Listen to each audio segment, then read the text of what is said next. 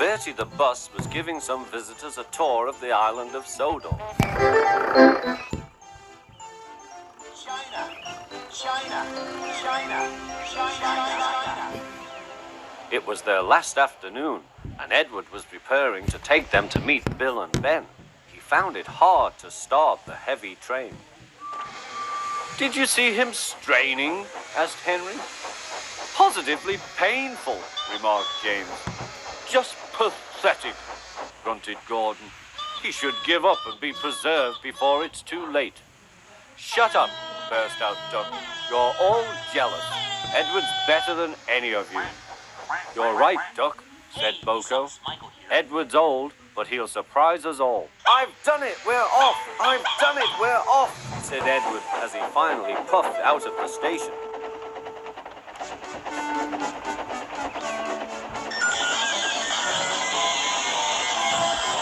Bill and Ben were delighted to see the visitors. They loved being photographed. Later, they took the party to the China Clay Works in a brake van special.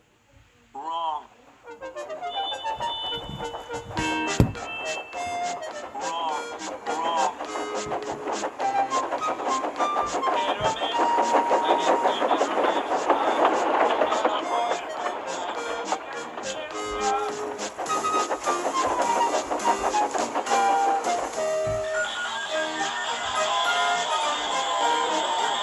Everyone had a splendid time, and the visitors were most impressed.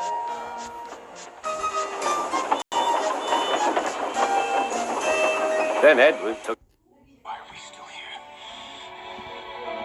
Just to suffer. The visitors home.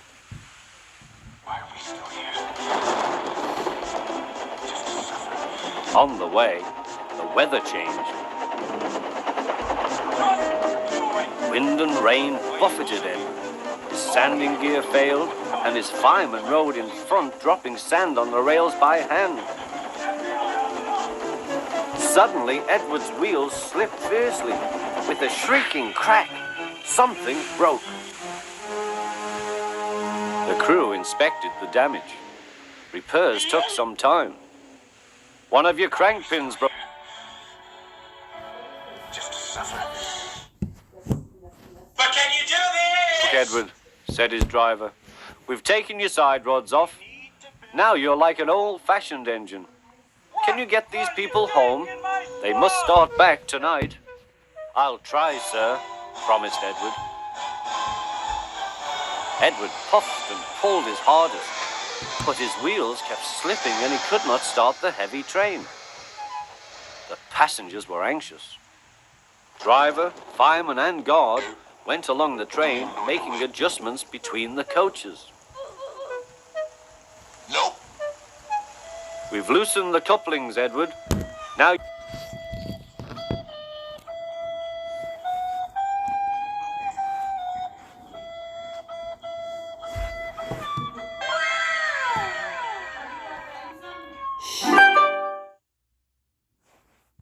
You can pick your coaches up one by one, just as you do with trucks. Hey, "That will be much easier," said Edward. China. "Come on," he puffed, and moved cautiously forward. The first coach moving helped to start the second, and the second helped the third.